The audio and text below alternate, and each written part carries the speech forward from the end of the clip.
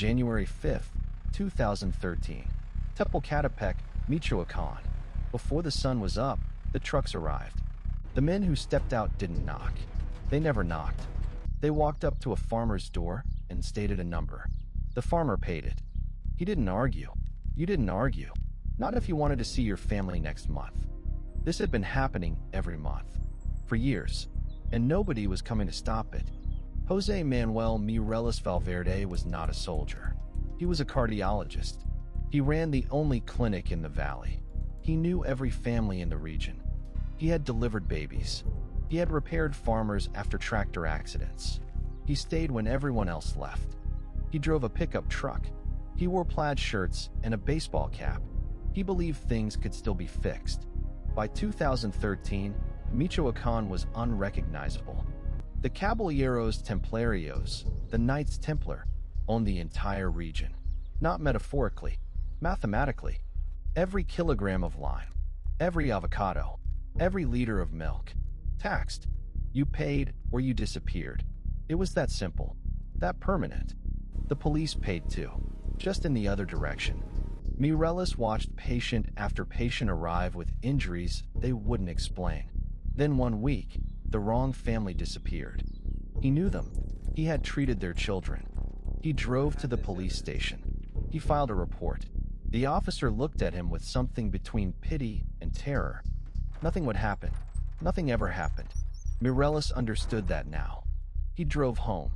He sat in his clinic. He made a decision. He called the men he trusted. Not soldiers. Farmers. A mechanic. A teacher. They met in a back room. On the table, a hand-drawn map and a very short list of options.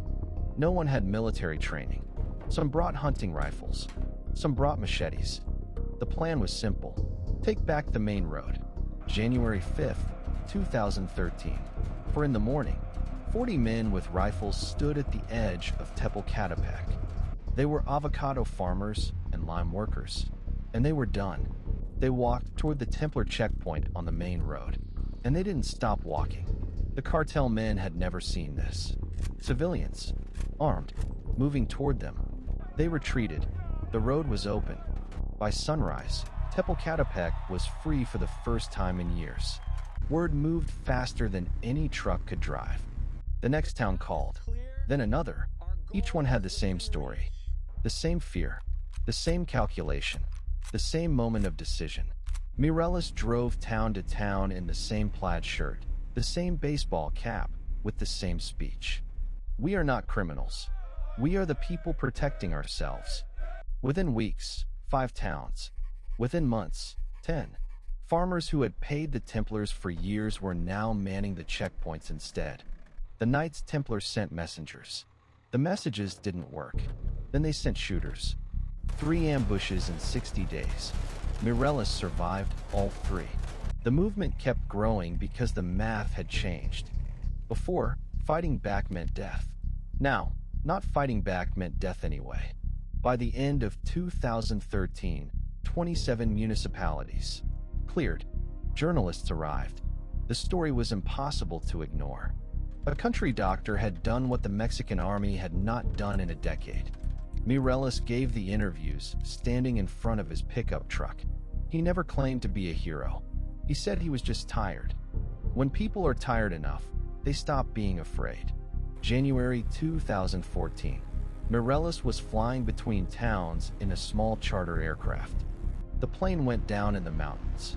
He survived. Broken ribs, fractured bones, burns on both arms.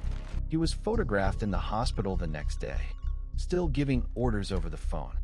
February 2014. The Mexican federal government made its move.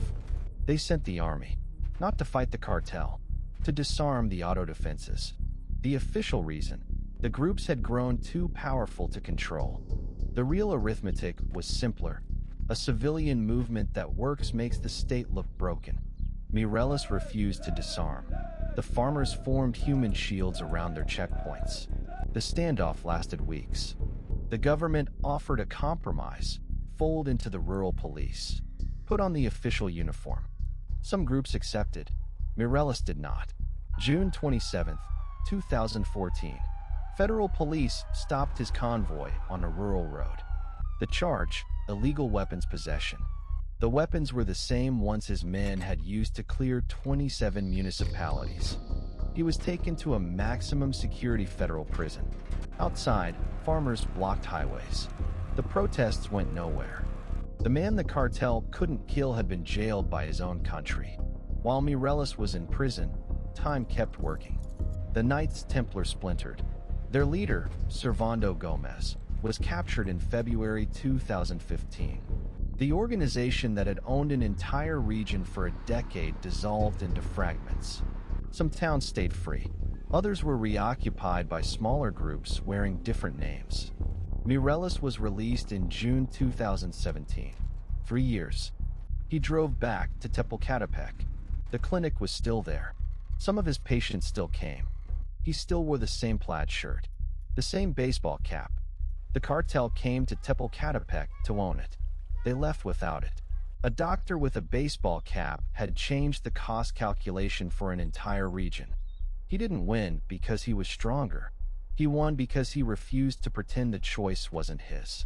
The government that jailed him was later embarrassed by the same cartel it had tried to protect. In Tepalcatepec, the first checkpoint still stands. Different men, same road. The question the cartel could never answer: if one doctor could do this, what exactly were they so afraid of?